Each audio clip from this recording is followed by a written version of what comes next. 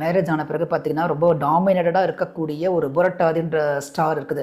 இந்த புரட்டாதி நட்சத்திரம்லாம் நீங்க வந்து பார்த்தீங்கன்னா, கடன் அப்படின்ற ஒரு விஷயத்துக்குள்ள என்ட்ரி ஆயிட்டாங்கன்னா, பெருசா வந்து ரொமான்ஸ்லாம் வந்து அவங்க லைஃப்ல எதிர்பார்க்கவே முடியாது. ஓகேங்களா? நெறைய பேருக்கு வந்து பார்த்தீங்கன்னா, நெறைய சொத்துக்கள இழந்தவர்கள், அந்த பூர்வீகத்தில இருக்கக்கூடிய அந்த அமைப்பெல்லாம் வந்து இழந்தவர்கள் வந்து நெறைய மீனத்தில இருப்பாங்க. ஏன்னா, அங்க புரட்டாதின்னு சொல்லக்கூடிய ஒரு ஸ்டார் இருக்குது அப்படின்றதுனால. ஸோ, இப்போ லவ் லைஃப்ல வந்து பார்த்தீங்கன்னா, மேக்ஸிமம் இன்ட்ரெஸ்ட் வந்து குறைய ஆரம்பிக்கும் இவங்களுக்கு.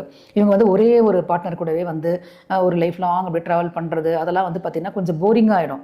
மேக்ஸிமம் வந்து இவங்களாம் வந்து அந்த ஒரு என்ன சொல்கிறதுங்க, கலைத்தன்மையெல்லாம் வந்து கொஞ்சம் அதிகமாக இருக்கும்.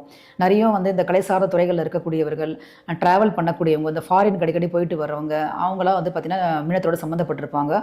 அது மட்டும் இல்லாமல் அஷ்டமாதிபதியான சுக்கிர பகவான் போய் உச்சமடைகிறார். சுக்கிரன் வந்து பெண்களை குறிக்கக்கூடியவர் இல்லையா? அப்போ வந்து சப்போஸ் ஒருத்தருக்கு அங்கேயே ஒரு சுக்கிரன் உச்சமாக இருக்குது அப்படின்னா, அவங்கள சுற்றி பெண்கள் இருப்பாங்க. ஏதோ ஒரு வகையில் வந்து அந்த கனெக்ஷன்ஸ் இருக்குங்க. ஒர்க் பண்ணுற இடத்துலையாவது அட்லீஸ்ட் இருக்கலாம். ஏதோ ஒரு கனெக்டிவிட்டி